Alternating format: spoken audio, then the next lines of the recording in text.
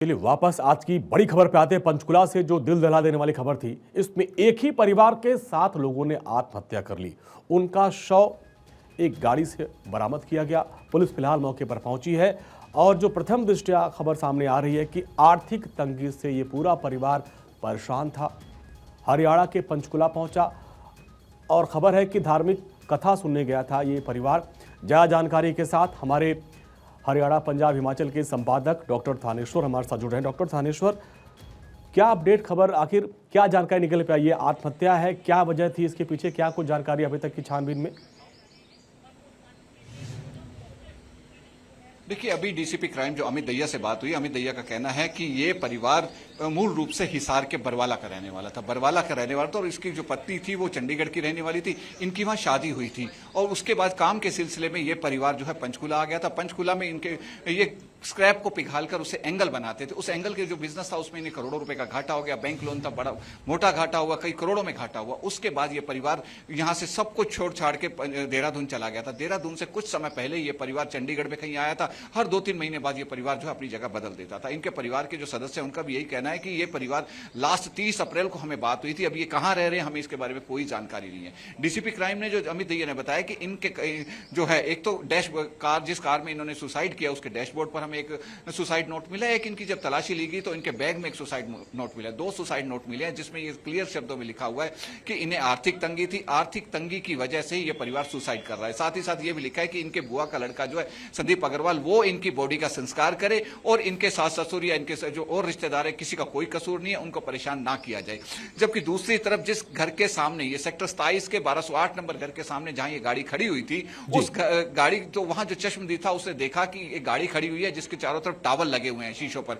तो उसने गाड़ी को नॉक किया तो जो प्रवीण अग्रवाल थे वो बाहर आए। उन्होंने कहा कि हम कथा सुनने आए थे बागेश्वर बाबा की, हमें यहां पर होटल नहीं मिला इसलिए हम गाड़ी में सो रहे हैं। लेकिन जब उसे महसूस हुआ कि कुछ गड़बड़ है तो उसने प्रवीण अग्रवाल को बाहर उतारा और गाड़ी में देखा तो एक दूसरे के ऊपर सारे पड़े हुए, तो वॉमिटिंग की हुई थी। तो इस पर उसे जब शक ज्यादा हो गया तो उसने प्रवीण अग्रवाल को बाहर बिठाया, प्रवीण अग्रवाल को पानी पिलाया। तब प्रवीण अग्रवाल ने कहा कि हम आर्थिक तंगी से बहुत परेशान हैं, परेशानी की वजह से ही हम सब ने सुसाइड कर लिया, सब मर चुके हैं, मैं भी कुछ ही देर में मरने वाला हूं। उन्होंने साफ शब्दों में कहा कि बैंक का कर्जा है, कर्जे की वजह से हम लोग सुसाइड कर रहे हैं।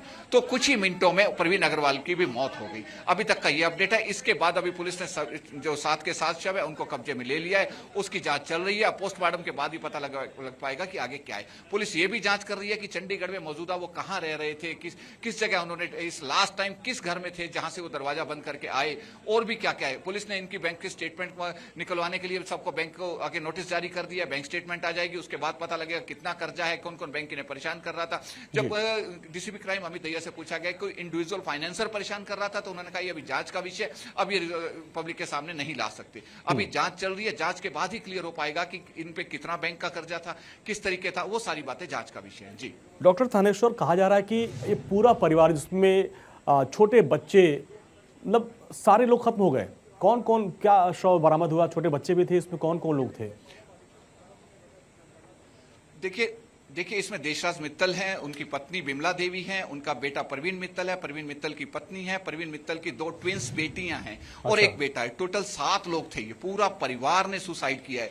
जो चश्मदीद था उसने बताया कि डैशबोर्ड पर एक खाली शीशी पड़ी हुई थी, उस शीशी में किस चीज की मेडिसिन थी, क्या था, इस बारे में किसी को कुछ पता नहीं है।